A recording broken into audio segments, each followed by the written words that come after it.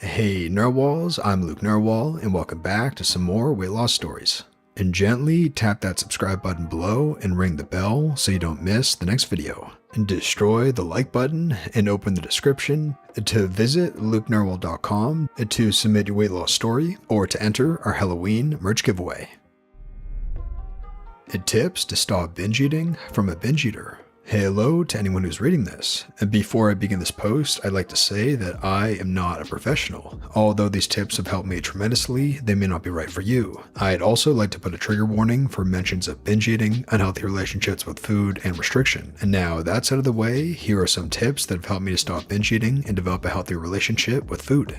1. Write down your feelings about food. A few months ago, I started doing this, and getting it off my chest helps me move on from my urges to binge or restrict. I have a journal where I write positive affirmations and talk myself out of binges. I write about what I'm craving in the moment, and I use statements like, I'm already full tonight, so having this will be detrimental to my comfort and health. Instead of binge eating, I'm going to drink some water and get ready for bed, and tomorrow I can have whatever food I want. And 2. Fall in love with exercise. For many years, I thought that exercise was the worst thing in the world. I absolutely hated it. And that was until I found exercises and physical activities that I actually enjoyed. I used to think that exercising needed to be going for a run, playing a sport, or lifting weights. But nowadays, I understand that if you're moving your body and feeling good, it can be just as good for you. I loved to jump rope and learn new jump rope tricks like crossing the rope while jumping or spinning the rope around 2 times without touching the ground. I have a newfound love for roller skating and pennyboarding around my neighborhood while listening to music, and going for long walks with my dog while listening to Reddit readings on YouTube and podcasts about true crime. I think that exercise is important for binge eating recovery because it makes your body feel good. And when I first began to recover, it helped me remove guilty feelings from the food I ate, and that helped me with my all or nothing mindset around food. 3. Learn to accept yourself and love yourself. I'm sure that everyone knows that loving yourself and putting yourself first is important, but I wanted to put it in here anyways. Every morning when I'm getting ready, I repeat positive affirmations to myself and compliment myself on one thing. Even if you're insecure about your body or appearance, you can and should compliment yourself. It might sound cheesy, but starting off the day in a positive and appreciative mindset can help so much. Practicing this has helped my relationship with my body and myself in general so much. 4. Find fun distractions from food. If you're anything like me, you probably obsess over food and think about it often enough that it's harmful. Although this is a hard habit to break, it is possible with the help of distraction. Some things that work for me are doing some light exercise, doing homework, playing games like Sudoku and word searches, jigsaw puzzles, and making Pinterest boards about clothes, cool tattoos, DIY decorations, and other topics that don't relate to food. It can be difficult to stop focusing on food at first, but if you keep practicing and distracting yourself, it is much easier to stop obsessing over food. 5. Make a to-do list every day. This tip might sound a bit weird, but please stay with me while I explain it. A few weeks ago, I started making myself a list of things to accomplish the next day, right before I went to bed. If you're the type of person who grazes constantly throughout the day or obsesses over food, this can be very helpful. I always feel super accomplished after I finish a task on my list, even if it's something small. Here's an example of what my list looks like most days. Walk the dog, work on homework, play Just Dance or practice jumping rope, clean the bathroom, sweep the kitchen floor. Although a lot of the activities on this list are small, checking off one of the tasks on my list makes me feel super happy, and it also distracts me from binge and restriction urges. I really hope that this has helped someone, and good luck to anybody who's trying to recover from binge eating and develop a healthy relationship with food. If I can do it, so can you. You got this. My mom saved my life. Female, 5'3". And just so you know, I've gotten permission from anyone I bring up in the story. So my whole high school years, I was overweight, ranging from 135 pounds to 160 pounds.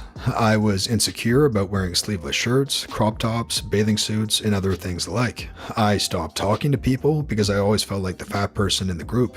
My mother has been morbidly obese my entire life due to mental and physical complications.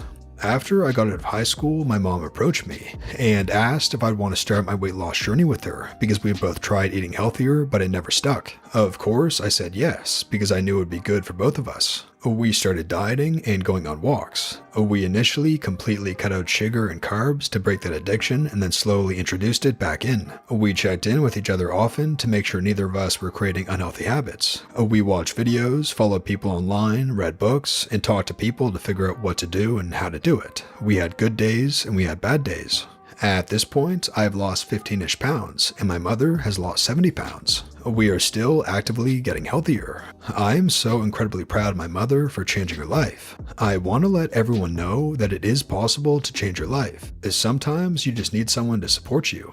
And dieting is hard, but you just have to keep pushing and get back up if you mess up. One bad day won't make you fat, just like one great day won't make you skinny. Everyone is going to have bad days, but as long as you pick yourself back up, you will do well. A side rant. People will tell you there's only one way to lose weight. I recommend trying things out and try calorie counting, whole food, fad diets to see what food your body reacts to poorly or well, and meal prepping, dieting with and without people, writing down what you eat and decreasing portions, exercising at home, at a gym, outside, with people, without people, with weights, only using body weights, and try following free workouts online. I love Chloe Ting workouts on YouTube. Get a personal fitness instructor if you have the money and need one. It's also customizable, so build it up the way that will work for you. No one diet or regimen will work for everyone, so please test things out. Thanks for listening to my side rant. Diet Queen. Hello, I am a 29-year-old college student living in Anchorage, Alaska. I am 5'9", and my heaviest weight was 305 pounds. My current weight is 230 pounds and my goal weight is 170. I lost the initial weight about 3 years ago and have been hanging around 230.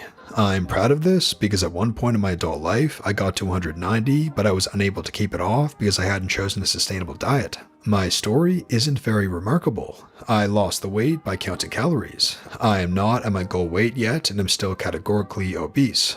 I consider myself a diet queen because I, like many, have tried them all. Paleo, Atkins, hormone solution, Weight Watchers, vegetarian, low carb, high carb, etc. Most weight losers know that any diet works for a while, but it's all about your lifestyle in the long run.